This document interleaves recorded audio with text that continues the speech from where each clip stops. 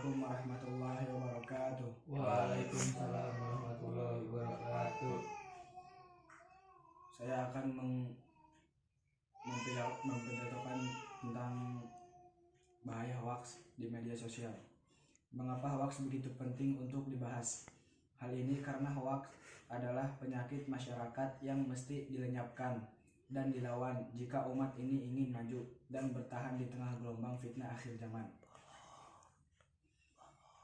Ketika hoaks menjadi hal yang lumrah di zaman ini, hingga kita kerap sulit untuk menghindar ketika ia datang. Seorang muslim wajib menyikapinya dengan penyikapan yang benar dan sesuai dengan apa yang telah ditunjukkan dalam syariatnya. Dalam Al-Quran, Allah berfirman, "Hai orang-orang yang beriman, jika datang kepadamu orang fasik membawa suatu berita, maka periksalah dengan teliti,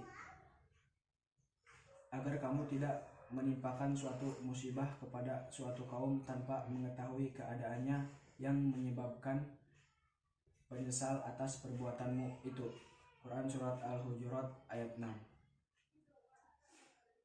Kata fasik dalam ayat di atas mempunyai konotasi makna al-khuruj min at-ta'ah.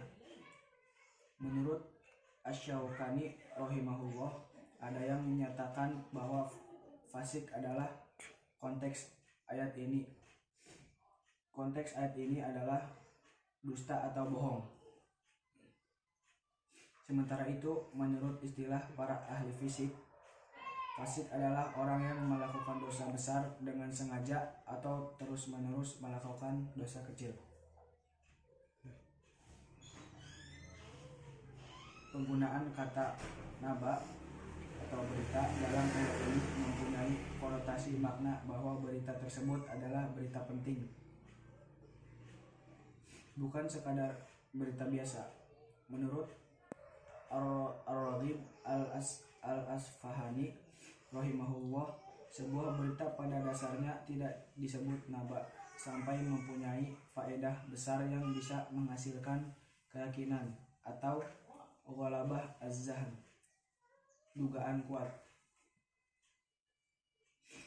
Di sisi lain, kata naba tersebut disebutkan dalam bentuk nakiroh atau umum, yang berarti meliputi semua jenis dan bentuk berita, baik ekonomi, politik, pemerintahan, sosial, pendidikan, dan lainnya.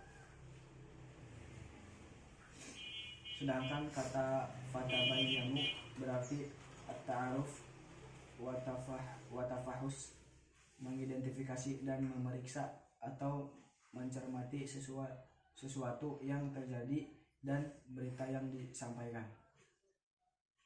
Oleh karena itu, dapat disimpulkan bahwa jika ada orang fasik membawa berita penting apapun jenis dan bentuknya yang dapat digunakan untuk mengambil keputusan, maka berita tersebut harus diperiksa. Syekh Abdurrahman Asy-Syadi rahimahullah berkata, apabila datang berita dari orang yang fasik, maka hendaklah diteliti. Jika berita yang disampaikan nyata atau ada tanda kebenarannya, maka boleh diterima. Namun jika berita itu dusta, maka dustakanlah dan tolaklah. Ayat ini juga menunjukkan bahwa berita orang yang benar boleh diterima dan berita orang pendusta bisa ditolak. Sedangkan berita orang fasik ditangguhkan sampai ada bukti lain yang menunjukkan kebenaran atau kedustaannya. Mungkin itu saja pidato dari saya. Kurang lebihnya mohon maaf bila ada kesalahan, itu datangnya dari saya. Apabila ada kebenaran, itu pasti datangnya dari Allah Subhanahu wa Ta'ala. Sekian dari saya. Wassalamualaikum warahmatullahi wabarakatuh.